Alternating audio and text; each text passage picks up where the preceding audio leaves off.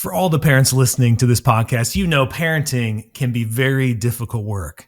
But something I think that can be surprising can be very lonely work because we're all in this together, right? Like we're in this with our spouses, our significant others, and our kids. And aren't we all working together? But all too often, we just aren't. Like all too often, we're kind of siloed with the different responsibilities and demands on us. And we're not really able to seemingly listen or even communicate what those things that are burdening us and on us. So today, Sarah and I are excited to bring to the podcast a guest, Zach Watson. He's over at Instagram and TikTok, almost 500,000 subscribers and followers. He's putting out such great content on what he's calling invisible labor. And he's really helping men specifically, but also just couples and families be able to better understand this topic. And we really wanted to take that topic and teach you how to do this with your kids too, not only with your marriage and your kids, but as we all are more open and receptive to understanding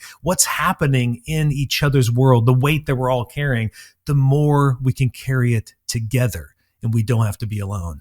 So I think you're going to really enjoy this conversation with Zach. He's so great at talking about this subject. So stay till the end because he's got some really great things he's doing in the next couple months, some really great free things he's giving away. And I think you're going to love being a part of that. It's going to help you a lot. So before you start that podcast, please take a moment to stop, rate this podcast, review it. If this is helping you, leave a comment. It just means the world to us. When you email us, you can email me at kyle@artofraisinghumans.com.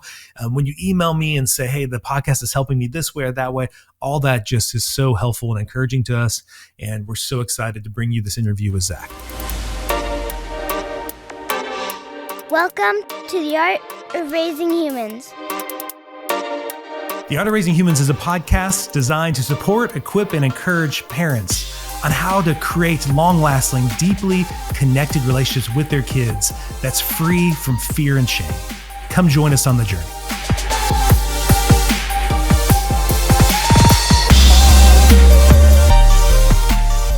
Hello and welcome to The Art of Raising Humans. I'm Kyle. Hi, I'm Sarah. And you know, Sarah, something that we've been noticing a lot as we've been searching on fun things like Instagram, TikTok, Facebook, all those fun things, is a new kind of way of perceiving relationships, you know? And one of those ones that really smacks me in the face every time I see it is this idea of mental load, you know? Yeah. Because I know we talked about this back with Paige a few weeks ago, but about how there's so many things you do as a mom that I'm not even aware of. Mm-hmm. I don't even know they're on your plate, you know? Yeah, I found it. I've loved this topic. It's given language for how I have felt, but I didn't know how to say what I was feeling. You know, what am I doing? What have I done today? Kind of, you know, not even you asking me, just me asking me. Yeah. And it's given language for what is happening. Yeah. And so I've loved that. And so what we really wanted to do for the audience of Art of Raising Humans is bring some people on who are great at discussing this. So today we're so excited to have Zach Watson with us. He's killing it over at Instagram and TikTok. He calls himself an invisible labor coach, which I've never heard of that. Have you heard of that? No. He's also a recovering man-child, which I can totally relate to that. I think a lot of guys who are listening to the podcast can relate to that. Like many of us are recovering man-childs. But I want to just introduce Zach and say, Zach, welcome to the podcast. Could you kind of just tell us who you are and what you're passionate about doing? Sure. Well, first off, if you've already had Paige, then I'm not going to add a whole lot to this conversation. But because I think she, you know, she's probably my favorite person to stitch and try to elaborate on the things that she says. But so invisible labor coach. Yep, I made that up, but there's probably never been one before. But I think invisible labor is something that I've learned significantly a lot about in the past 2 years. I'm really proud. I just made my 1,000th post on Instagram in the last 2 years. Nice, congratulations! Nice. So, and I would say 90-ish, 80% of those posts have been talking about emotional labor, mental load, care labor, those little pieces of domestic labor that you don't see, like the picking up of socks off the ground and putting the shoes back where they go, or putting your hand in the sink to get those little bits of like after I shaved this morning. Yes. So invisible labor coach, I think I help guys develop awareness for a lot of the labor that's happening in and around them. And I think a great way to see it, if you guys have ever seen that comic of two fish are swimming and older fish swims by and says, "How's the water today?" And two of them like, "What the hell's water?" As I'm kind of the guy pointing out that there's water in and around them. Yes, that's good. Well, and I bet it really gets complicated too when you aren't just married, but now you've got kids involved as well. Like I know in our conversation with Paige, Sarah was even commenting on things I'd never thought of, that now she had been thinking when the kids were little, like, when did the kids poop last? do we have enough diapers for the week? I mean, I don't think I ever had a thought about those things. So I'm sure as you're helping men in this area in particular, I'm sure there's a lot of that changes as well when you bring in some more humans into the mix. Yeah, I think Alyssa, she still owns most of the mental load in our home. Like I acknowledge that. The main difference, I think, is I'm aware of it. I think for a long time I was completely unaware of it. And I think one of the big differences probably between, say, me and Paige is that she's living it and I'm catching up. So, I shared the title of Recovering Man-Child because I think there are a lot of moments when I'm having these aha moments of like, oh my God, I don't think about that ever. And, when we're annoyed with each other because we're on our phones, I'm answering DMs on Instagram. Meanwhile, she's looking at what shoe size our toddler needs to have because she noticed that it was a little snug fitting this morning. And that's not something that I pay attention to. So consistently make me sharing, I'm on part 237, I think, of the Mental Load series, which is a mixture of skits and me sharing moments where I'm acknowledging that Alyssa's managing the mental load, or I'm realizing I've added mental load onto her by asking maybe a dumb question or something like, if it's on the shared calendar, I'm saying, "Where are you guys going?" Well, look at the calendar, Zach. So yes. Yeah. Yeah. Yeah. I guess I appreciate hearing a male voice, since you are living it, you're living the other side of the experience, being the dad, and you're obviously active and you're trying to join into her process. And like you said, you're not even necessarily taking over, but your awareness of her experience, it's incredibly validating and just really, really powerful. I think for dads and couples trying to navigate this, your voice of, this is what I do, this is what I'm noticing, just really brings a lot of light to this subject. And so I'm really curious, how do you guys do that? How does that happen in your house? Because she's probably not sitting down every day and going, "Here's my mental load. Let me unload it on you." like how does that come to light? Well, I have a cheat code because I make videos every day about it. So it kind of comes up in context of the coaching practice. But I would say that, the thing that I coach all my clients to do is have a weekly meeting with your partner. And I think the place where we need to start, like if we want to take on more of the mental load around the home, we need to first be aware of it. So step one is starting to have conversations around the minimum standard of care of things, and or who has ownership of things. So I've coached to the Fair Play method. So you can see that book up in the corner there.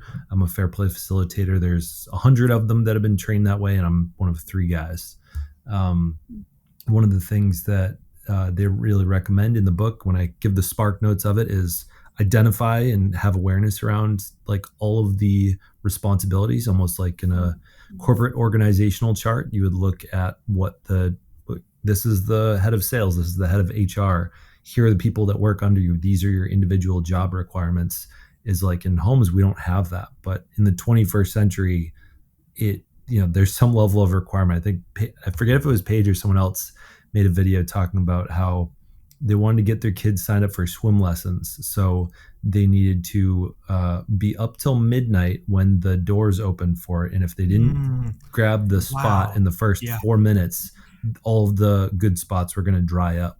And I think like when we think about the level of complexity of like being awake till midnight, like having the website, being ready to refresh and having your credit card memorized or plugged into Yeah. Chrome so that you can just do the CSV code.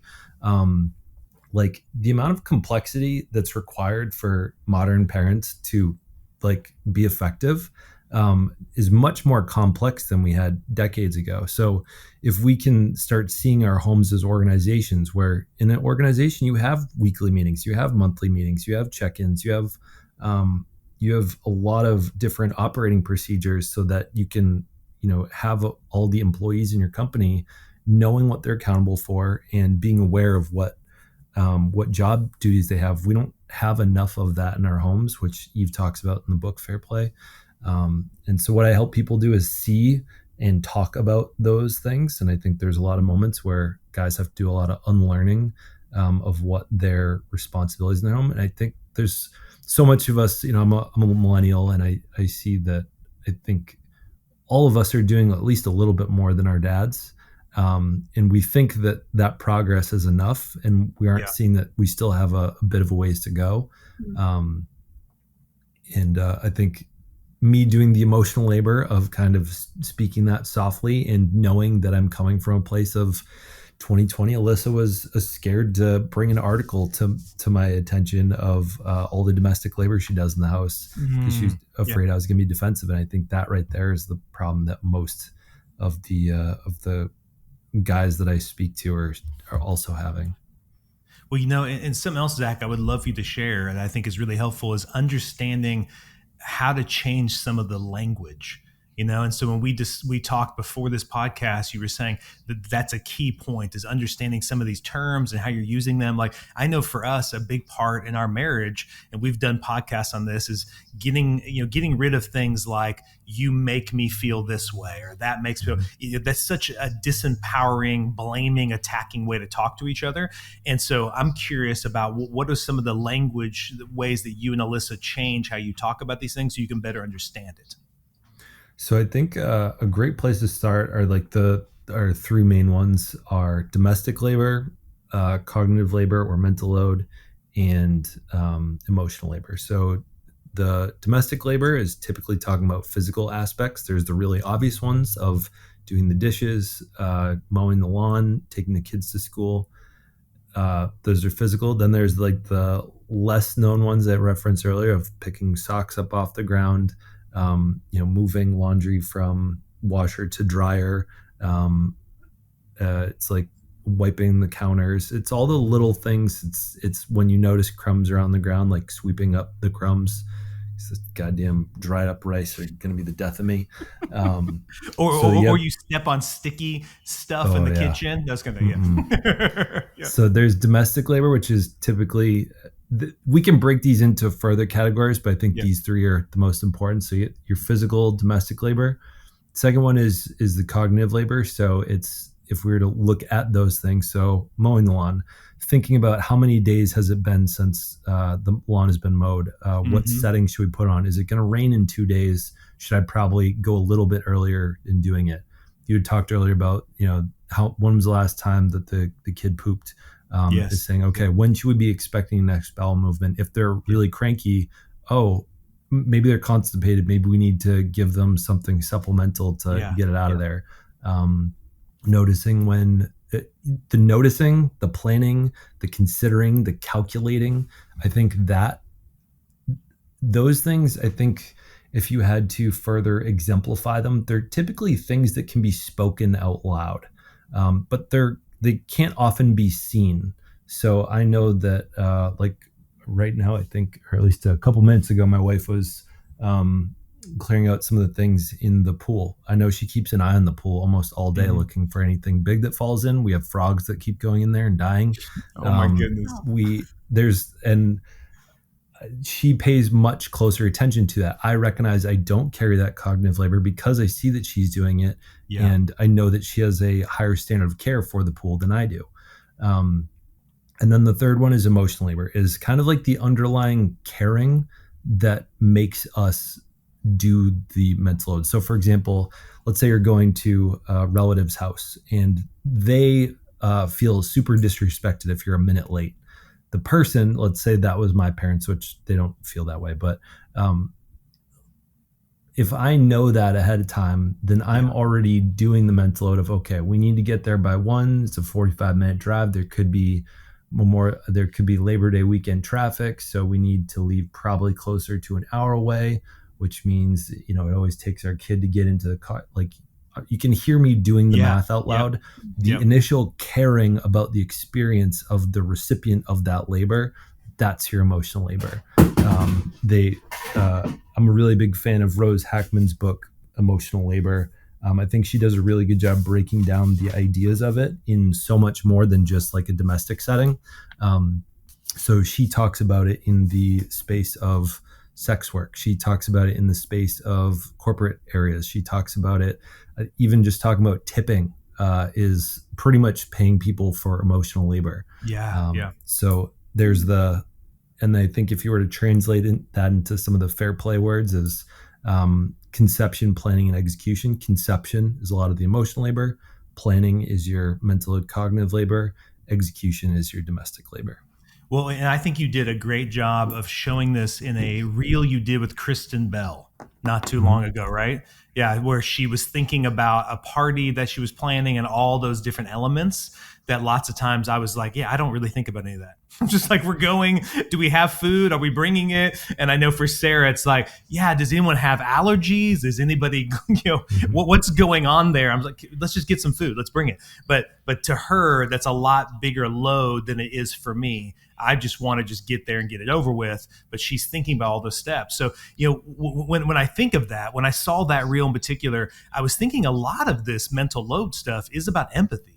It's really about caring about the reality and the perception and what's going on in the other, right? And so I thought that's where it could translate so well to the work we do as parents with our kids. Because I was thinking to myself, Zach, like there's so many times where I remember being frustrated with my parents because they were constantly just telling me to do things that were important to them, things that were unloading their mental load, right? But they didn't seem to care that I had my own mental load as a kid, that I was worried about this friendship, or there was this girl I liked and I was hoping she'd call me back or whatever it was. And as a kid, you're just supposed to drop all that and just care about what your parents care about, And so I was seeing this great correlation between, as I practice this, and I'm curious if you have found this to be true, as I practice mental load with my wife, if I get into the habit of doing that, if I get in the habit of empathizing with her on a daily basis about what her reality is like, I would think it would translate to then caring about my kids' reality too, and being much more open and receptive to the weight they are bearing each day.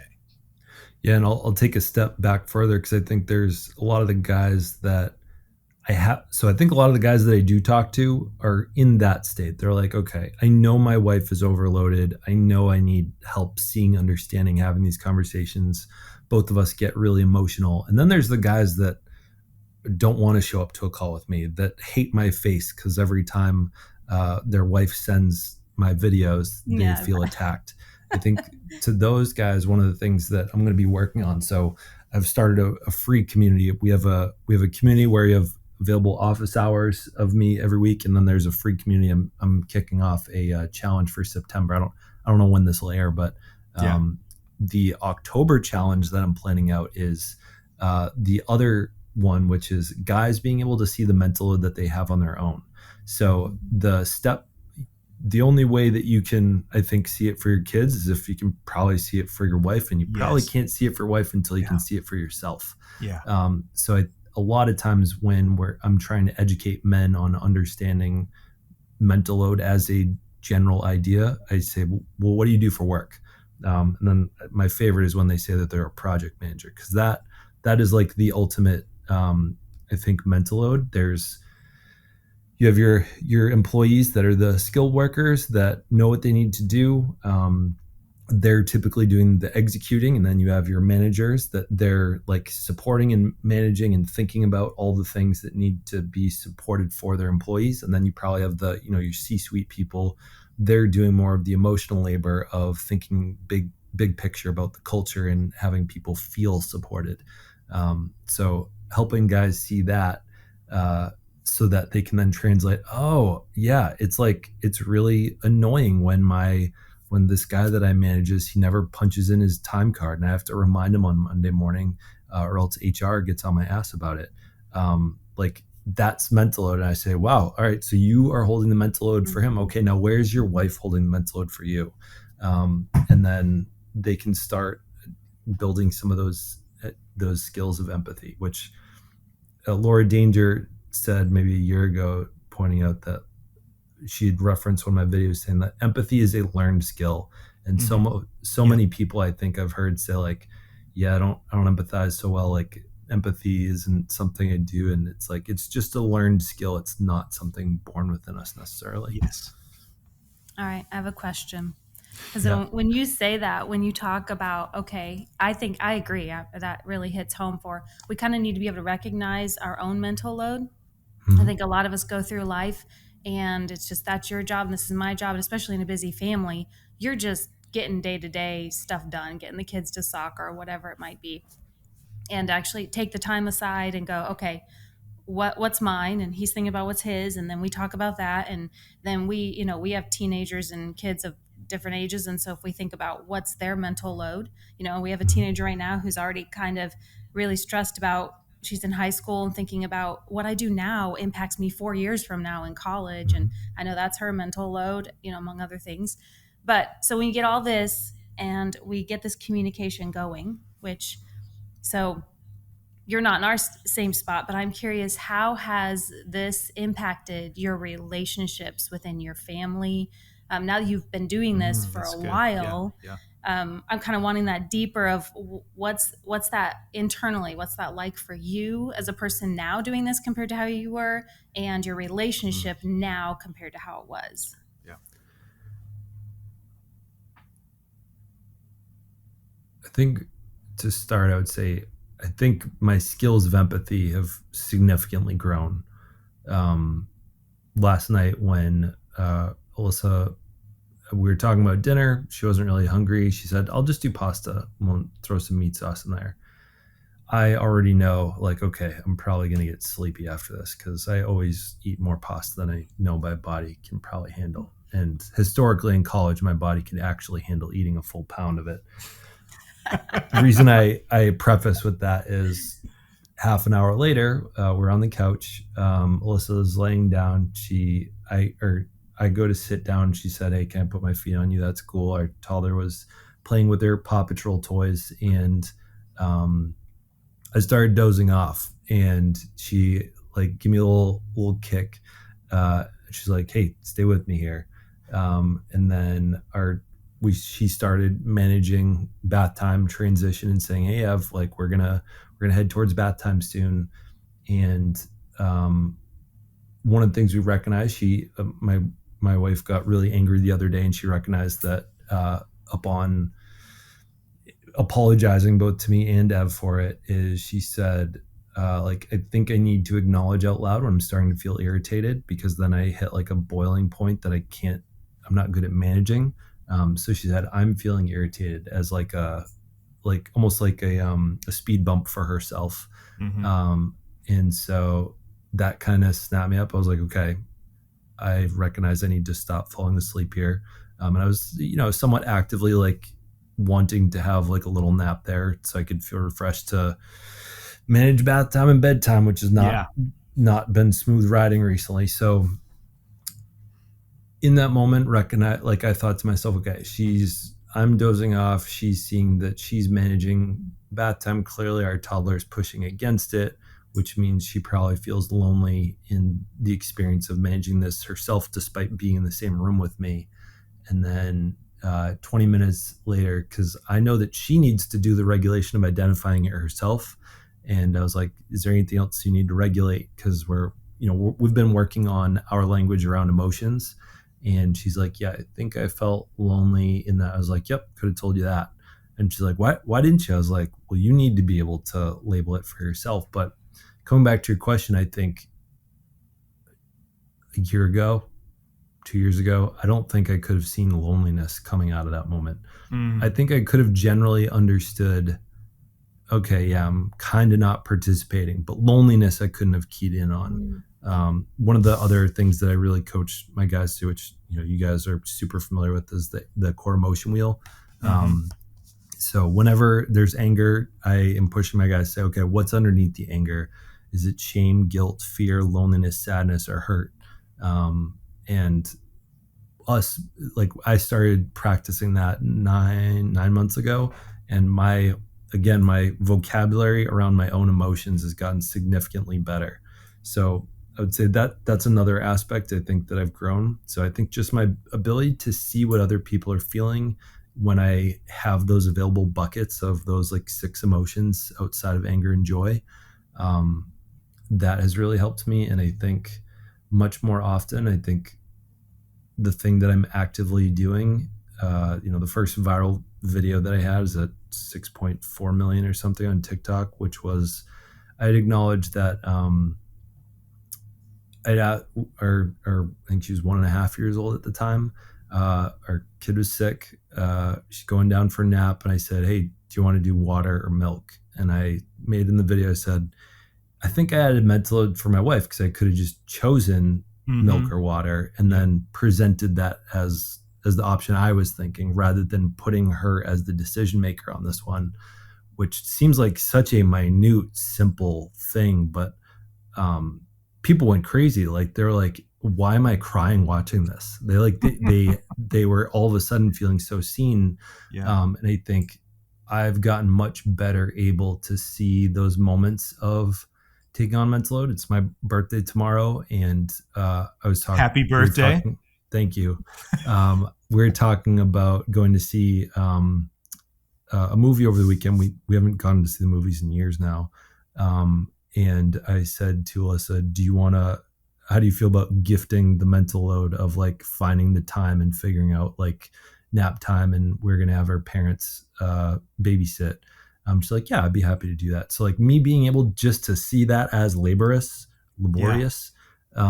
versus like, I think historically I'd be like, yeah, that's a thing that needs to happen, but didn't see it as heavy, didn't see it as labor, and is really easy to be like, yeah, like we'll figure it out Saturday, but not see the actual effort required to like execute on that. Yeah. So Zach, what I'm thinking too, as you're saying that, what's popping in my head too, is when you're practicing that, like you said, empathy is a skill. So for all our listeners, that is true. It's something you actually have to work at. So when kids are born, they aren't naturally empathetic. They're thinking about themselves.